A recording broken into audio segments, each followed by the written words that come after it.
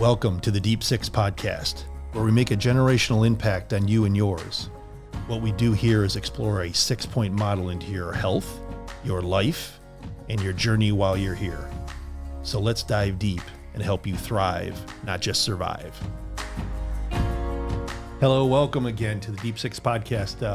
Have a wonderful guest again, and she's making me say that, Victoria Robinson, and we'll get to that. But listen, I do want to welcome you. If you're new to us, this is brought to you by Longevity Health Institute. It's actually the practice that I founded and the medical director of, and it's what we do with the Deep Six. You know, the model of the Deep Six, which is integrating 6 major systems in your body that physiologically help you function, again, thrive, not just survive, help you to be optimal. And Victoria here, Victoria Robinson, master's in psychology and certified nutritionist and trainer, and makes me cry sometimes when I'm in the gym with her because she's also my wife. I think she likes to see me suffer. But welcome back. Thank you. Yeah. And this is a big topic. And I know you've been here before, and we're going to, dissect one of the bigger systems, and you're wonderful with this because often you're the one I'm sending the patient to kind of help me with this, and that is the mind-body connection, and essentially the psyche and how the physiology of the body and autonomic nervous system and everything can react, and how it really influences everything. So thank you again for coming back and not being too intimidated by me and. No. And the Deep Six podcast. So, by the way, you look lovely today. Thank you. Yeah. I learned from my last podcast and chose not to wear print this time. That was a bad choice. Oh, it is? Oh. Don't wear print on camera. This must be why. You're okay here. We're black. I'm okay here. Pretty much. We're keeping it simple moving forward. How are your boots doing, by the way? Because you showed those in the car to me, and they're cute. Yeah, they're cute. They may make a debut at some point in this podcast. Yeah. Okay, you're going to get on the table. A leg may. Oh, okay. Yeah. All right. Well, we're going to hang on here for that. We'll see. Yeah. Okay. All right. We'll see how this goes. Well, let's get real here because this is a serious topic. It really is. And but something that there's a quote I want to bring up, and it's something I just read the other day and loved it. And I know you'll love it. It's from Napoleon Hill, and it says, "If you don't conquer yourself, you will be conquered by self." Mm-hmm. And that is just with this topic, And think about this, all the stuff in the body that can happen and happen wrong and happen right too. Right. This is so important, the mind-body connection, the psyche, the traumas that we carry and have, the nervous system, et cetera. That's how important it is, Yep. What do you think of that quote? You like that quote? Yes, I love the quote. I think it sums everything up, right? We become our thoughts if we don't manage them. Mm-hmm. But I think the mind-body connection is fundamental in functional medicine. Very, yeah. Right? And I think one of the best examples of that is the gut-brain connection. Mm-hmm. So tell us a bit about that. What happens when you're in a bad place with gut health, right? Yeah. How does that affect your brain? Anxiety, depression. Well, one of the things that is, when I explain this to people about the kind of the mind-body connection is, I'm like, have you ever felt like just suddenly, kind of nauseous or queasy? And they're like, oh yeah, I'm like, even quote unquote, let's call it the kid butterflies. Like, they're on the baseball team and they get called out to like, this is actually something I remember. I'm obviously bringing it up because it was in my life where, it was like, hey, Lorenz, you're pitching. You're like, hold on a minute. And my gut immediately, I can remember as a kid, like, whoa, Yeah. Or it brings you back to this. I have a patient, I'll never forget this because I helped her with this, resolved it. And, it was very serious because she literally started limiting her life of leaving the house, but she developed a autonomic bowel issue. Mm-hmm. So a stress effect to where she would literally have urgency because of the nervous system if she went out in public stores. And so she would literally, go to a grocery store or go to a shopping mall or whatever, need to do some stuff, not really have anxiety itself, but the minute she got into the store, she would have literally the nervous system, which I can explain what would happen, but basically she would have urgency. And she would, and again, you'd be labeled as irritable bowel, but she would rush to the bathroom, and often, it interrupt her obviously day, of course. Well, it hugely interrupts your life. Right. And daily functioning. Yeah. And, I think we have so many patients that experience something like that. I think we all have at some point in our life, if not regularly. And I think addressing the root cause and that gut-brain connection and focusing on your mental health to help improve your gut health, along with doing things for your gut health, like taking supplements and, focusing on the right diet, reducing inflammation. Obviously, they support one another, right? Mm-hmm. Also, another great example would be stress.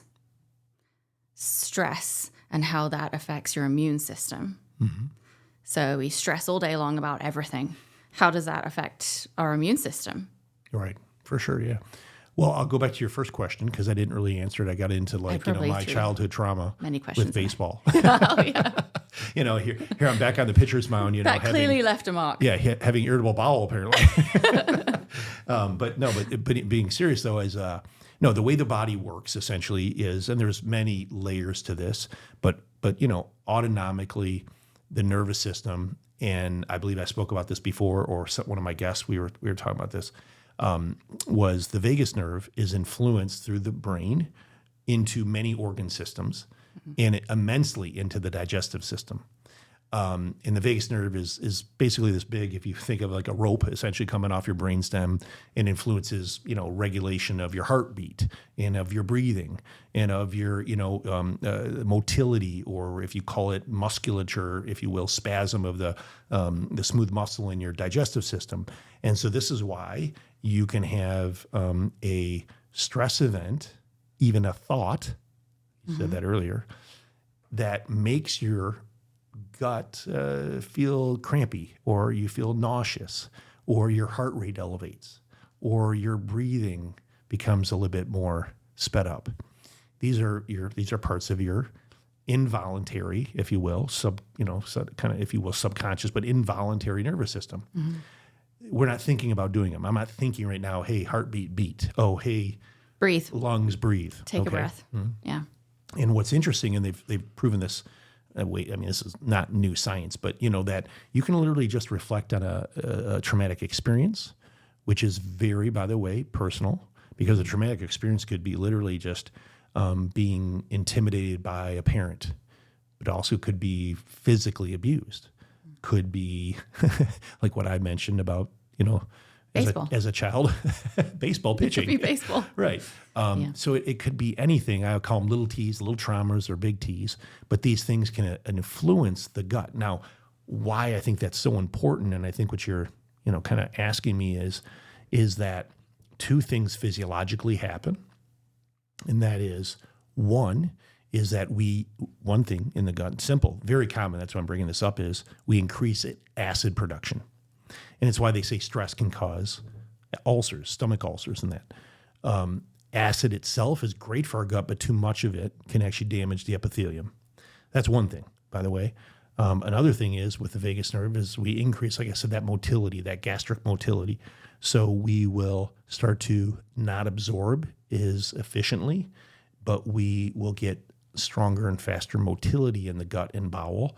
So we could, if you will, evacuate not, appropriately, if we will, we also deplete the production in our gut of something called mucinin. Mucinin's like a nasty snot, if you will, that lays on top of the digestive lining and gut that's protective to the acid and protective to the epithelium and the peptides that hold the epithelium, hold the cells in your gut together. So when you lack mucinin, you produce more acid because of stress. And we could be talking like major chronic stress, but you could also be talking about somebody that's had high anxiety and maybe some PTSD, and it comes unresolved trauma. For sure. Right. And we've seen them. I know you've seen them. Because I'll work on fortifying and restoring the digestive system and what they can do for that. But they still have a problem because we have to solve the mind-body connection. We have to solve the nervous system. And that's, my dear, where you come in. Because there's things in modality, that we can incorporate, right, for the brain. and for the body to calm down. Because we're mostly running on, I don't want to be too scientific here, but we're mostly running on high sympathetic tone, which is like stimulus. Okay, it's like,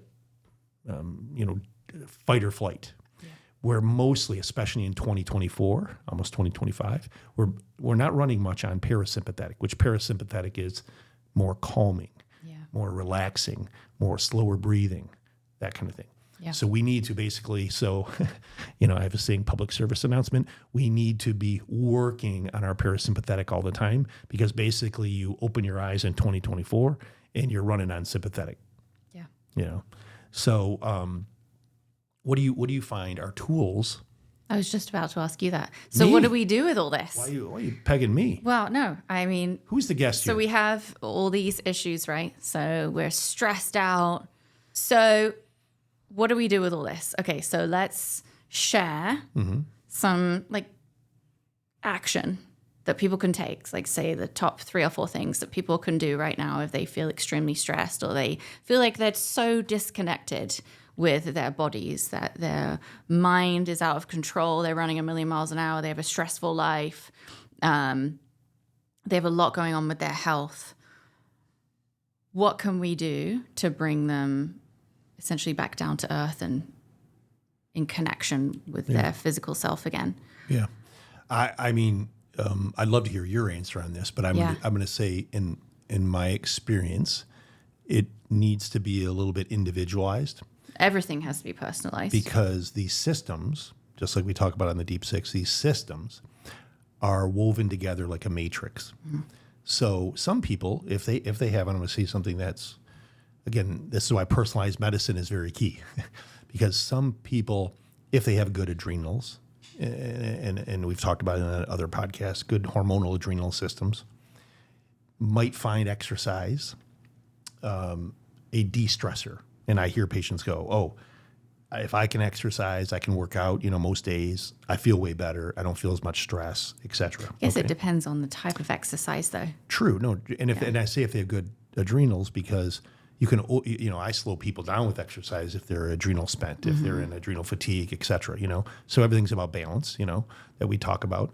And so, but some form in some people, one action could be is just moving, being active. Getting outside. Somewhere in the spectrum of just getting outside and walking and hiking and breathing fresh air to not overdoing it, but some people, doing something where they are sweating and higher heart rate and all that. The only thing I'll say is in high stress, just remember that your body is already running on high sympathetic tone. Mm-hmm. So meaning the heartbeat's already up high. The breathing is already fast. We're already in a little bit of fight or flight. Mm-hmm. Pushing the physiology of that too much, you can burn out easy. You don't realize your body doesn't know the difference, a lot of people, in what is stress. There's too much exercise.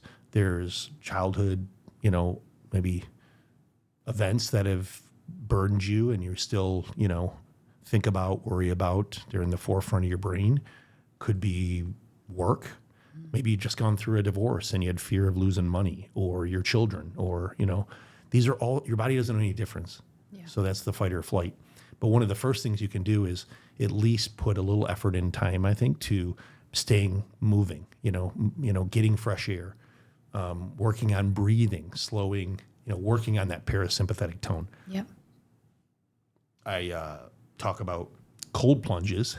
We don't have to, by the way, cold plunge. I'm not going to get into that. Not everybody wants to do that. I know. Especially the cold temperature that you do it. That's ridiculous. But here's the thing, and studies show this. You can help the parasympathetic tone by cold water on your face, cold water on your vagus nerve in your neck and your carotids. Yep. By the way, that can just be splashing. Or also, it could just be that you can say to yourself, if I can sit in, what temperature do you sit in? About 41 degrees. Yeah, that's insane. Mm-hmm. And I know there are many other people that do that and think it's amazing also. So you can do that, and that's extremely hard physically. So then you stack that up against other stressful things that you may be going through, either physically or emotionally, and you go, well, I can do this hard thing, so then I can handle this also. So you start stacking these stressful events up against each other, and you go, I can do these hard things. Yeah. So it's building that resilience in your brain. But I think another really great tool is any form of mindfulness, meditation, breath work, journaling, reflection, building that muscle, is so important. And it brings you back to who you are and what you're doing this all for, and reconnecting. It slows you down. Yeah. It slows you down. There's somebody there's somebody in our practice that I've never seen her. Works our front desk. She's a lovely young girl, and she works our front desk and helps with phones and et cetera. And I noticed on her arm this morning, it said 60 seconds. She had a tattoo real small right here that said 60 seconds. And I go, hey, I call her Kicks, and her nickname's Kicks. And the reason is because she's always got cool tennis shoes on. So I was like, nice. wow, those are some new Kicks. I love those. Anyway, she's cute. But I let her go, what's 60? What is that? And she goes, well, Doc, I tend to think way beyond what's going on. So this reminds me to stay in the moment. Yeah. Just to focus on what's here and in the next 60 seconds. Mm-hmm. And I'm like, I love that. Because it changes in 60 seconds. You don't know what's going, you don't know what minute 2 and 3 and 4 are bringing. And she's in her, early 20s. So I was just like, I was proud of her that she's like thinking that way. Like, trying, because we are all such short attention spans now, and we're all so fast paced that you have to remember, like, let's focus on what's in front of you. Might be your children, might be a job or a task at hand, might be, for me, a patient, that one patient. That's where you are now, and that's what you're doing. I think it helps the nervous system. Yeah. A bit. And maybe you're in a state of panic, right? Mm-hmm. The 60-second thing could be thought in a different way also, of like, okay, I'm panicking right now. I'm stressed about this moment. I'm in a thought pattern that's maybe not working for me, and I'm getting very, very anxious. Actually had this discussion with one of our children today. Mm-hmm.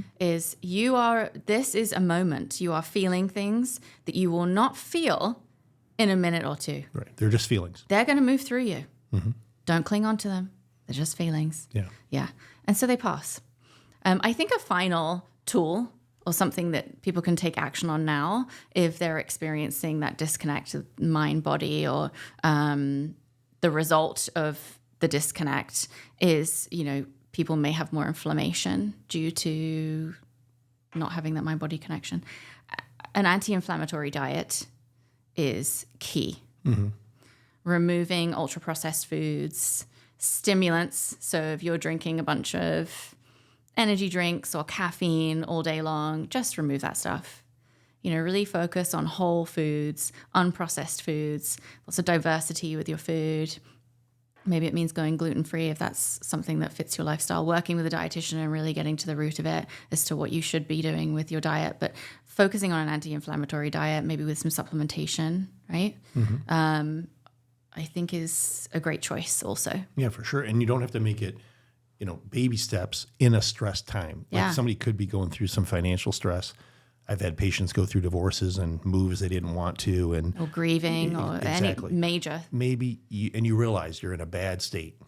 You don't have to change everything. You just let's try to eat clean. What can you do right now? What meal? Yeah. Your next meal? How can you improve that? Throw some sprouts on it. Yeah, but that'll slow down the mind and it'll help the body be more regulated and balanced, which then obviously helps sleep and all that stuff. It's all connected. Yeah, it definitely is. And when you were talking, I just thought of this, is that often I'll find patients, and I personally have been this in myself, and so you've lived it too. Sorry, babe, but if I live it, you will tend to live it. Mm-hmm. But that is in bad pain or chronic pain. Yes. And what that can do, and then again, this is that mind-body connection is on many levels, is that, okay, the core issue was something structural. So, by the way, it could be a bad back, could be a bad neck, a bad knee, but it interferes with, say, your sleep. And it's making you a little bit on edge because of the biochemical releases that are, creating different endorphins and neurochemistries, neurotransmitters, et cetera, and all that stuff too. But now you're anxious because of pain. Very common, by the way, if you're, out there, if you're a listener or whatever, and people are having anxiety in disrupted sleep and thing that they can't get a hold of, they got to pump the brakes sometimes and just think about, like, are you in pain? I've had actually a few older patients in their 70s and 80s, and they live in low-grade chronic pain, and they become very agitated and anxious. And their real core issue is the structural issue, but that's affecting the mind and affecting sleep. And then everything starts to fall apart. Okay. Pain is exhausting. Exactly. If you live in chronic pain, it's exhausting, and you may start to feel defeated. Yeah, exactly. And you become accustomed to feeling that way all the time. And that becomes your norm. And I often find that people will go to things that help pain, like dopamine. So what do we get a little spurt of dopamine with? Bad foods, chocolate, alcohol, Scrolling social media for hours exactly. And it makes them feel better. Distraction, yeah. But it's really not good for calming the mind body, and it's not really good for this kind of connection in that. So, and this is where kind of this thing, all this stuff gets tied together. I do want to touch upon one thing though that I think is really big. It's more serious. And I know you've had some experience with it with patients, and even when you've referred them out to specialists and that. And great book I brought up on here, that is The Body Keeps the Score, but is like childhood stuff, childhood traumas, or just when we're younger, things that have happened to us and that, and how that can be, that I call it demon or beast, can be brought up later as an adult, causing physiologic and physical symptoms in somebody. Yeah. And why they have to be addressed is because, you've taught me this, there always can be two truths.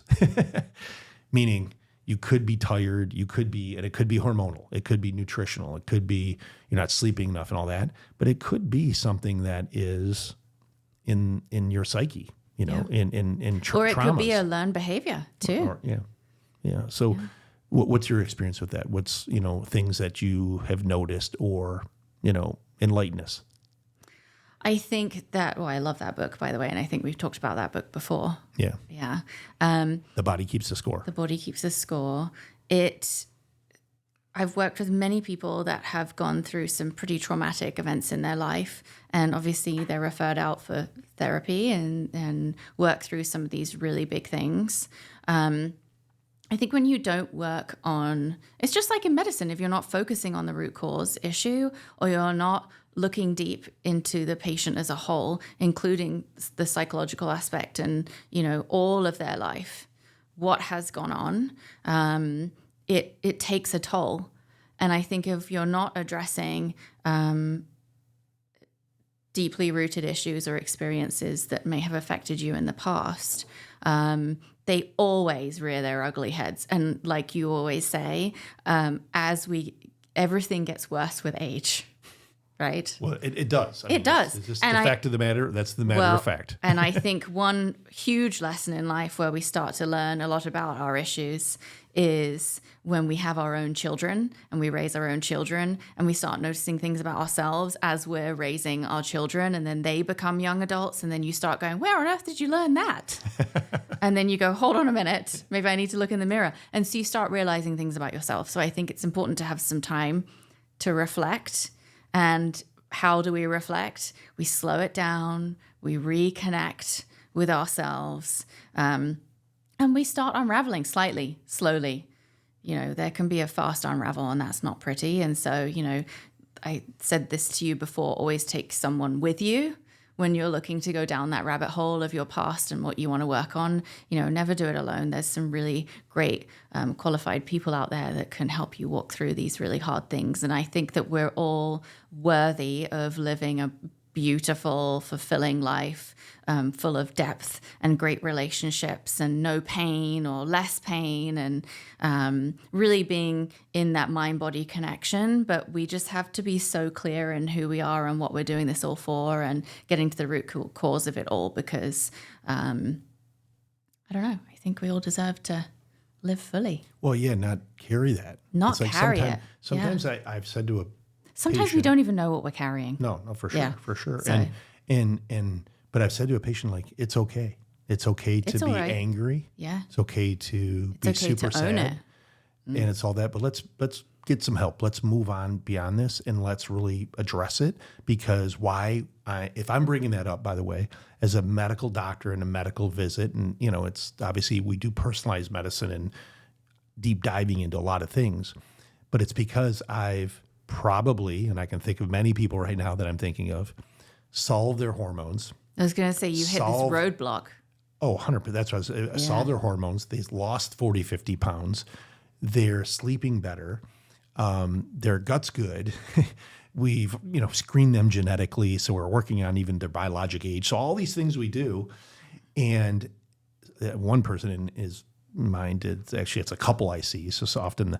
And he's amazing. He's doing great. And this person I'm just thinking of, but this happens many times in the practice where someone's just not, they're like, well, but this, and they're just, well, I still don't have good energy. And I'm like, everything I'm looking at it, I'm like, you've, by the way, objectively in laboratory testing have improved so many things, and we've reversed so many things. And again, somebody that's lost tons of weight and sleeping great and all this stuff. And I will go, what's going on? What's going on in your life, or what has gone on? And if you don't mind me, because they know I care about them, they know that we, obviously we develop a relationship and all that. And in the ones that want to and are willing to address it, it's like a new beginning. Yeah. And they're good, and they function, and everything's good. But the thing that's actually I find kind of sad, some people won't want to address it because it's tough work. It's really hard work. Tough work, and it hurts. And the outcome can be something like, I've got to make big changes in my life. This isn't working for me, and that's extremely scary. Yeah. Because sometimes it means ending relationships that don't work for you, or changing a job that you've been in for many, many years, or moving house, or so big life changes then have to occur because you have so much clarity. For sure, yeah, for sure. It's not working. But I always start by saying this though too: it's okay. Yeah, like it's okay to acknowledge it, and let's at least baby step and start thinking about this, because, and many of these people that do that get way better. But I will tell you, I have a few cases that people don't want to address that.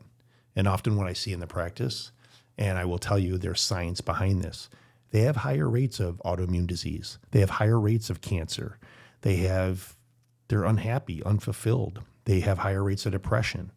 And that's just so sad, because it's one of those things that can be addressed. And none of us don't experience traumas. We all experience traumas, and have experiences, I think, that are wonderful and horrible in life, and everything in between, but I think it's something that hugely needs to be addressed. And I think it's part of our 6-point model. I think that really makes us, by the way, unique in addressing, because again, it's not something we just skip over or just give a drug to. I do have one final question before we recap our tools. Yeah. When do you address the mind-body connection? Is it early on, or is it like, no. When is it? No. Towards the end? You know why? Because of this is, I tell this and I teach this to many doctors and our practitioners in our own practice and all that, is this. I want to make somebody better first, make them address something that I can move the needle right away. Whether it's energy, whether it's, it sounds funny, going to the bathroom, whether it's sleeping, whether it's they're not Everybody's bloating. Happy when they're pooping.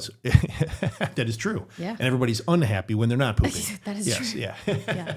And we don't want to poop on a pitcher's mound. Nope. No, or in a Target lobby. Or in a tutu. That was my childhood. Oh, geez, Lord Jesus. Yeah. Oh, fear. Yes, yeah. I wouldn't. Now we'll have to talk about this later. I've never heard that. I've never heard that one. Yeah. In a tutu, all at that. Scary times. But moving, helping somebody, just in little things like that. And I try to, believe it or not, right away. Obviously, first do no harm, but address big things that will move the needle right away. Because now, by the way, there's trust. By the way, there's a actionable where, wow, I actually feel better, and I've gone to 5 motivation goes up. 100%. Yeah, compliance. Motive, everything goes up, so that we can get a even better result, whatever, their next visit is, and their next visit. So it's not ignored at all.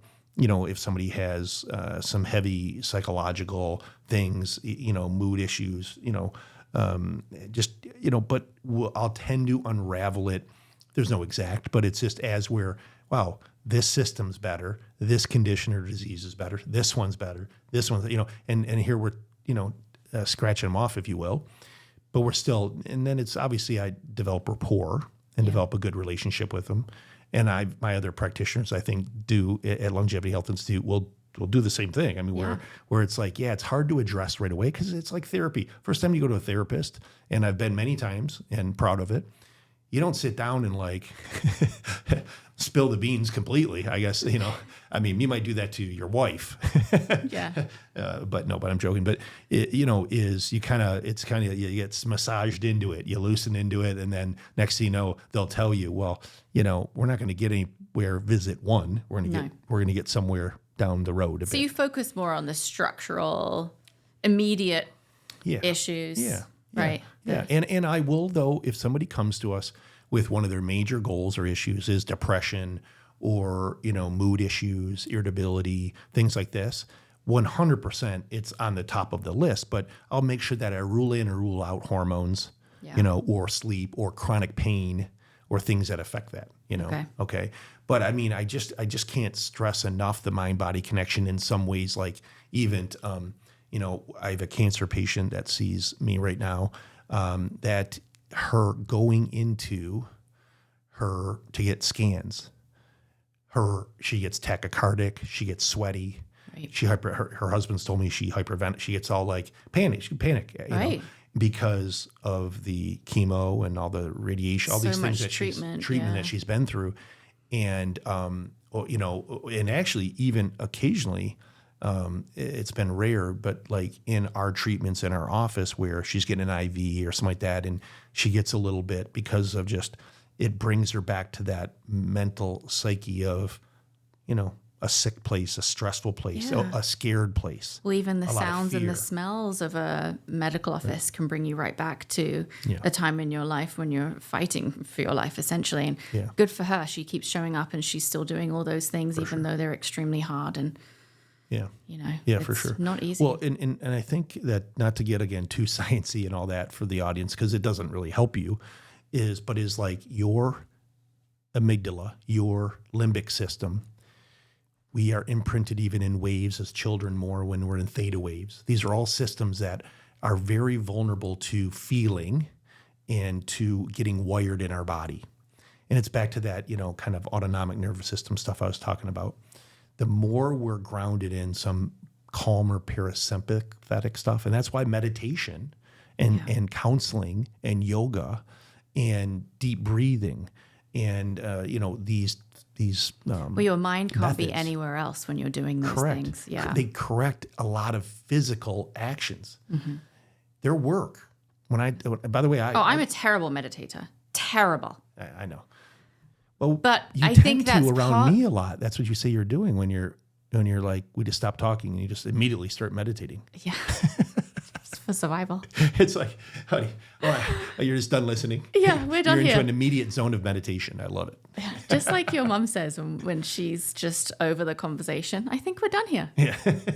Ready to meditate. My 83-year-old mom, yeah. God bless her, I love her. She's the best. And by the way, thriving on hormones and nutrients and gets IVs in the practice and everything like that. God, I'd love to have her on here. I'll have to make her on here. I'll threaten, babe. I'll tell her I'm coming here we'll do something. We'll say we're doing something else. We're going shopping. Yeah. Oh, I'm taking you to, Neiman Marcus and bring her here. Yeah. But, no, but she will be, we'll be talking and everything. And by the way, good conversation. She gets a little slow. She goes, all right, I think we're done here. All right, Mom. Mid-sentence. Love you. Click. Well, at this point in her life, she's heard it all, so she doesn't need to carry on anymore with the boring conversations. Exactly. She's heard a few from me throughout the years. Yeah. So. Yeah. Okay, so but meditation, journaling, breath work, yoga. For sure. Right? Yes. Eating clean, healthy, those help. Anti-inflammatory based lifestyle with food. Mm-hmm. And then the first thing that you mentioned, which is exercise. And however that looks to you. So it has to be personalized.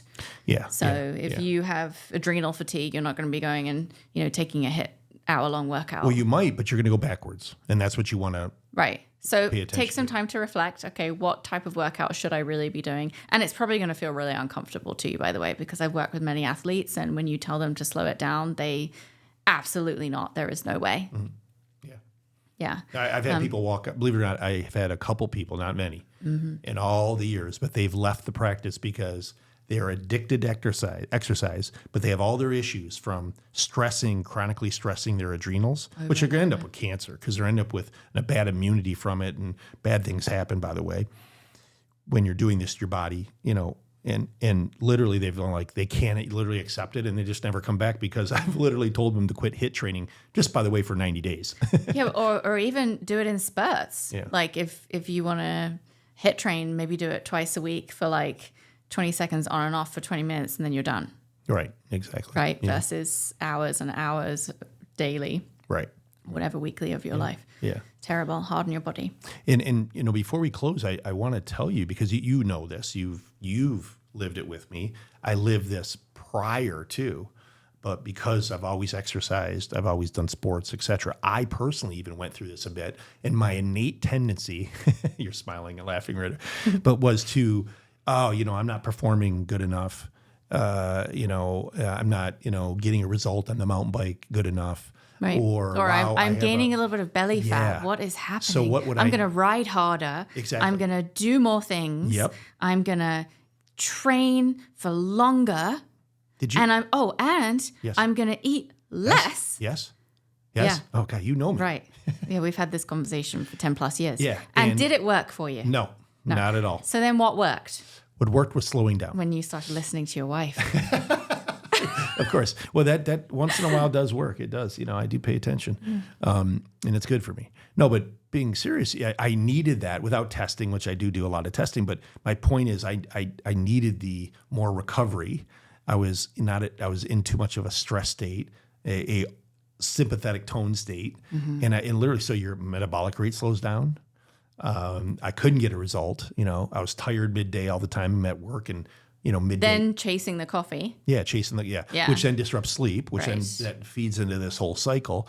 And there's tons of people out there just listening right now that do this right now. But my solution, and yes, it was listening to my wife, thank you. You're welcome. But was literally, because, doctors sometimes aren't the best patient, but was slowing down. Yeah. Was, hey, didn't have to stop exercise, but let's slow down on the HIIT training. Well, and I think something you added into your life at that point, and I remember it actually when you first started doing it, because I thought, wow, this is something that he hasn't made any other change, but he's added something in. And sometimes when you add something in versus taking away, especially when you're working with patients, like with food, for example, if you add in first and then start removing some of the things that aren't working, it's less painful, right? So what I noticed with you is when you were in that state and, doing all the things you shouldn't be doing and what your body was screaming at you for, you started in the morning getting up and you would sit for an hour and read and journal. And you changed nothing else. But then a shift started to occur. So then you started becoming more reflective and you started writing out your goals and you changed your business model. You started, doing things that started honoring actually the way you want to feel. And then you did start to listen to your body more. You reconnected. No, I did. No, for that sure. mind-body connection Purposely. really came into, so I purposely started going, okay, something had to change. Right. And when we all have 24 hours. Yeah. We all, no one's special here. No, literally, But you are someone that always makes the most of every single last second you squeeze out the minutes and seconds of your life. But a result came from slowing down to have focus. Well, it's all done with intention. Yeah. Now you are more purposeful with where you put your energy. Right. And I think that's key. Yeah. And that can serve everybody well. We sometimes don't make and think in segments of 1 year, 3 years, 5 years, 10 years. Slow down and think. Yeah. Think about, just what's in front of you and just slow down. And that can help your nervous system alone. Don't let your thoughts and your brain get too far ahead, but also be intentional and be in the right place with the right time and moment to make intentional plans and goals. It makes you, I think when you do that, you innately, even if you, by the way, there's a book that's called 10X is easier than 2x. And it's a business book. But the point to that is, I believe that's life. And in the book, the message isn't do more, and speed up and get all this. What it is actually slowing down and focusing. You will get a stronger result. And it's the same kind of model on the mind-body approach. So, well, Mrs. Robinson-Lewerenz, thank you so much. Oh, you used my last name. You always forget that I have your last name. You do. It does happen somewhere in there. It's in there with all those letters. No, thank you so much for joining us. Thanks for having me again. You minimize your impact, and you don't like to talk about it, but in the office, you have a huge influence, because think about what's the hardest. I just said this earlier, but myself and the other practitioners will check these boxes, oh yeah, their hormones are better. Oh, their gut's better. Oh, they're this better. But we're stuck with them a bit. And you're the one that often, whether it's you or you getting the insight and reading people good and getting to know them, you get them in the right path on the mind body stuff and that. So for that, I thank you, as well as other things. And the patients, thank you. But thank you again. So this is Dr. Lewerenz from Longevity Health Institute here with the Deep Six podcast. We'll see you again. And don't forget to slow down, work on that parasympathetic tone, and we'll see you again here on the Deep Six.